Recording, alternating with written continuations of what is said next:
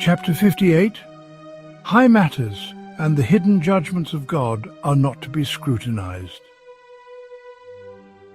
My child, beware of discussing high matters and God's hidden judgments, why this person is so forsaken, and why that one is favored with so great a grace, or why one man is so afflicted and another so highly exalted. Such things are beyond all human understanding, and no reason or disputation can fathom the judgments of God. When the enemy puts such suggestions in your mind, therefore, or when some curious persons raise questions about them, answer with the prophet, "Thou art just, O Lord, and righteous are thy judgments, and this, the judgments of the Lord, are true and wholly righteous. My judgments are to be feared, not discussed, because they are incomprehensible to the understanding of men. In like manner, do not inquire or dispute about the merits of the saints, as to which is more holy, or which shall be greater in the kingdom of heaven. Such things often breed strife and useless contentions. They nourish pride and vainglory, whence arise envy and quarrels, when one proudly tries to exalt one saint and the other another. A desire to know and pry into such matters brings forth no fruit. On the contrary, it displeases the saints, because I am the God, not of dissension, but of peace. Of that peace which consists in true humility rather than in self-exaltation.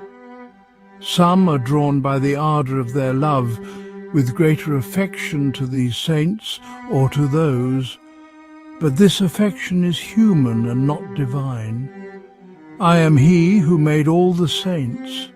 I gave them grace. I brought them to glory. I know the merits of each of them. I came before them in the blessings of my sweetness. I knew my beloved ones before the ages. I chose them out of the world. They did not choose me. I called them by grace. I drew them on by mercy. I led them safely through various temptations. I poured into them glorious consolations. I gave them perseverance, and I crowned their patience. I know the first and the last. I embrace them all with love inestimable. I am to be praised in all my saints.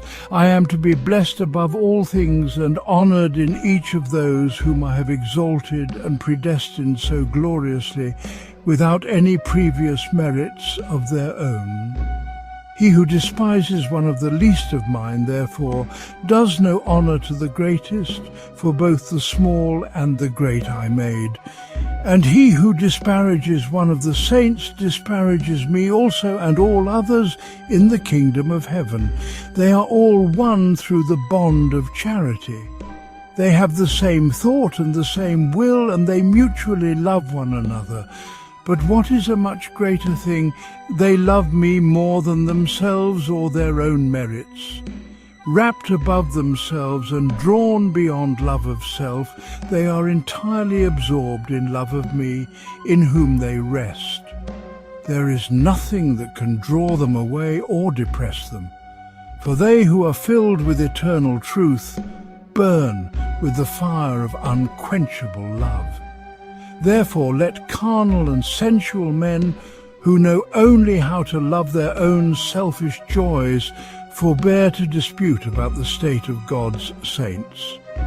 Such men take away and add according to their own inclinations, and not as it pleases the eternal truth. In many this is sheer ignorance, especially in those who are but little enlightened and can rarely love anyone with a purely spiritual love. They are still strongly drawn by natural affection and human friendship to one person or another, and on their behaviour in such things here below are based their imaginings of heavenly things. But there is an incomparable distance between the things which the imperfect imagine and those which enlightened men contemplate through revelation from above. Be careful then, my child, of treating matters beyond your knowledge out of curiosity. Let it rather be your business and aim to be found, even though the least in the kingdom of God.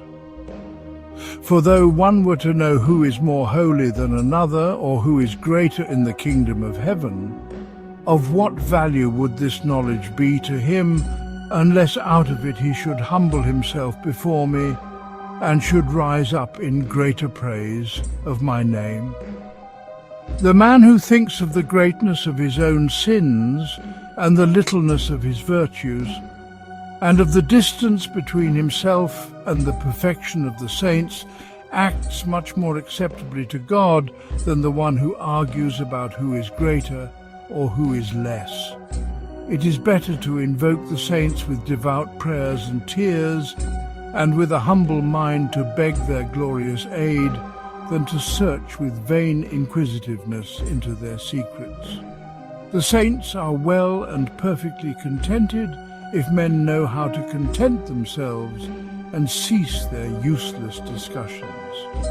They do not glory in their own merits, for they attribute no good to themselves but all to me. Because out of my infinite charity I gave all to them. They are filled with such love of God and with such overflowing joy that no glory is wanting to them, and they can lack no happiness. All the saints are so much higher in glory as they are more humble in themselves, nearer to me, and more beloved by me. Therefore you find it written that they cast their crowns before God, and fell down upon their faces before the Lamb, and adored him who lives forever. Many ask, who is the greater in the kingdom of heaven, when they do not know whether they themselves shall be worthy of being numbered among its least?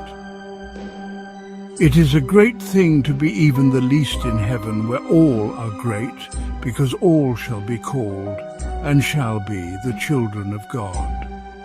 The least shall be as 1,000, and the sinner of 100 years shall die.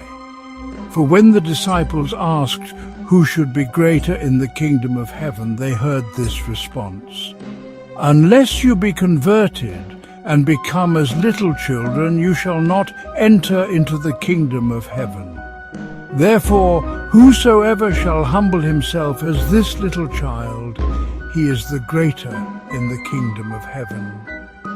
Woe to those, therefore, who disdain to humble themselves willingly with the little children, for the low gate of the heavenly kingdom will not permit them to enter.